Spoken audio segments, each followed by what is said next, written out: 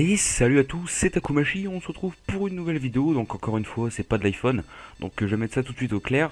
Je ne pense pas que je ne ferai plus que de l'iPhone, c'est-à-dire que je vais diversifier un peu la chaîne, je vais proposer du PC, des tutoriels sur PC, je vais continuer à proposer de l'iPhone, de l'iPad, pourquoi pas également sur d'autres téléphones, enfin on verra. Donc là c'est un nouveau tutoriel donc, qui va vous expliquer comment booster votre ordinateur afin de fermer toutes les tâches qui ne sont pas importantes et garder que celles qui sont nécessaires pour jouer.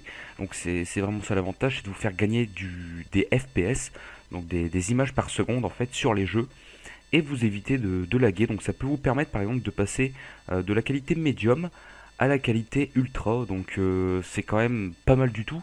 Après il ne faut pas se tendre à un miracle, c'est surtout au niveau de votre configuration, mais disons que là vous pouvez gagner jusqu'à 10-20 FPS par seconde, donc c'est quand même vraiment pas mal. Alors, la première chose à faire est d'aller sur Google. Une fois sur Google, vous tapez Game Booster. Voilà, vous allez arriver sur comment ça marche.net, donc télécharger Game Booster gratuit. Vous allez dessus, vous voyez que c'est la 3.5.6, donc c'est la dernière version, donc c'est celle-là, vous téléchargez.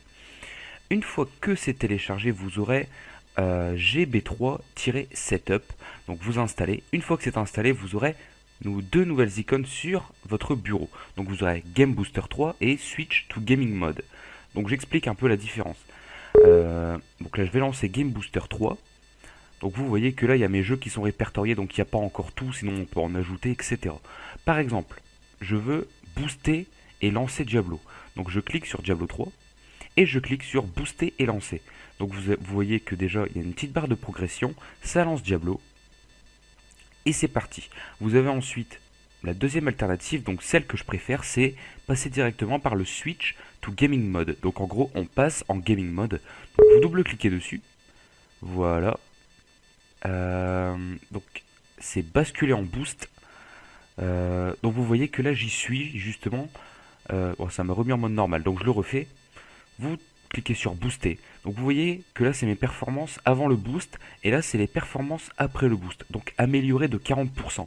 C'est-à-dire que j'ai 40% de charge en moins sur mon processeur qui seront en plus sur les jeux vidéo. Donc je peux vous dire que genre sur du Crysis 3, qui est un jeu qui consomme énormément, donc moi j'ai pas vraiment de problème sur mon PC, mais on voit tout de suite que l'FPS augmente, j'en ai gagné 15 sur Crysis 3.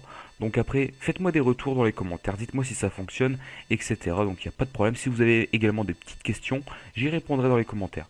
Voilà, donc c'était tout, c'était Takumachi, je vous dis bonne journée tout le monde, et à la prochaine.